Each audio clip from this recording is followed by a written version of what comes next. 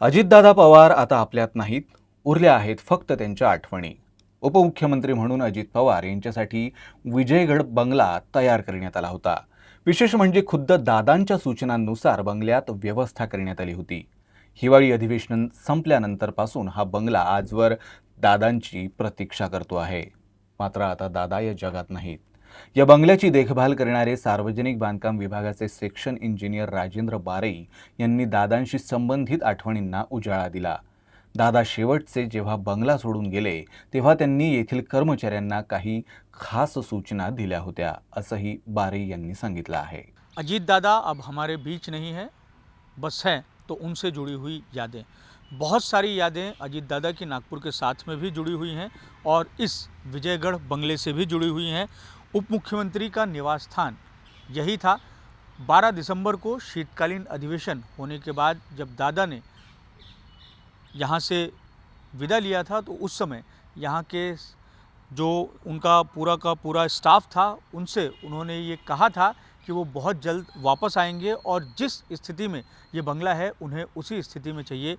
लेकिन नियति का खेल ऐसा है कि ये बंगला तो है लेकिन अजीत दादा नहीं है, जबकि अजीत दादा से जुड़ी हुई यादें हैं। इस बंगले को अजीत दादा के अनुसार तैयार करने की जिम्मेदारी पीडब्ल्यूडी के सेक्शनल इंजीनियर राजेंद्र बारई के हाथों में था। वो हमारे साथ हैं, उन पर ही ये जिम्मेदारी थी कि वो इस बंगले की देखरेख एक तरीके से आज भी करें। राजेंद्र जी, ये बताइए कि ये बंगला पूरा जब तैयार हो रहा था उस समय भी हमने बातचीत की थी और उस समय आपने बताया था कि अजीत दादा के अनुकूल इस बंगले को तैयार किया जा रहा था। उस समय जो ट्रैक बनाया है आपने ये भी बताया था कि सुबह उठकर दादा को वॉकिंग करने की आदत है, इसलिए इस बंगले के अंदर आपने ट्रैक बनाया। किस तरीके से यादें जुड़ी हुई हैं अजीत दादा के साथ?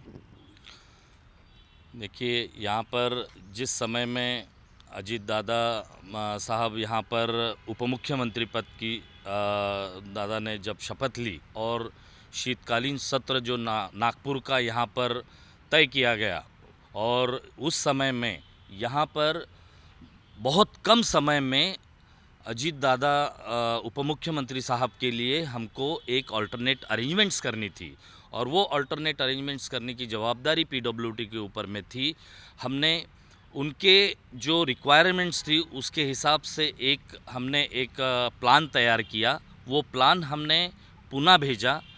अजीत दादा सर ने वो सारा देखा, उसको फाइनलाइज़ किया। कुछ उनके इंस्ट्रक्शंस थे, वो इंस्ट्रक्शंस हमने फॉलो किए और केवल 22 दिन में, आप भी उसके चश्मदीद है कि 22 दिन में ये पूरे बंगले का काम पूरा करके दादा यहाँ पर रहने के लिए आए।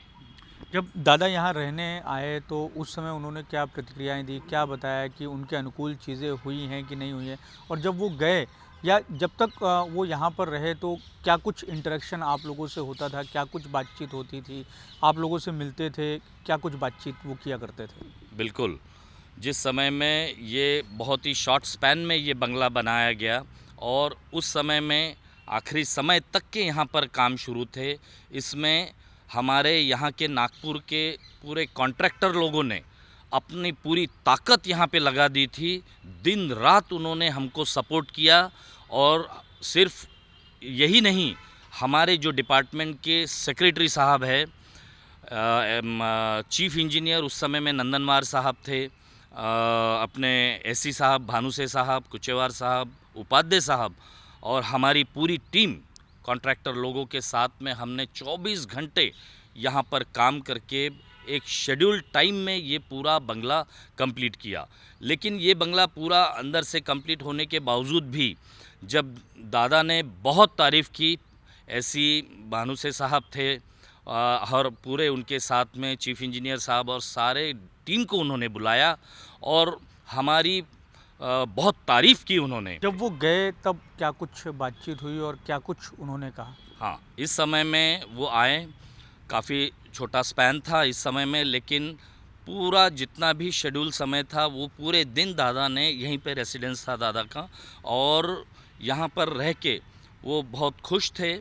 आखिरी दिन उन्होंने यहाँ पर पीडब्ल्यूडी, इलेक्ट्रिकल डिपार्टमेंट और आरोग्य विभाग, पुलिस डिपार्टमेंट, इन सबको बुला के उन्होंने अपने पास में बुला के एक फ़ोटो सेशन लिया।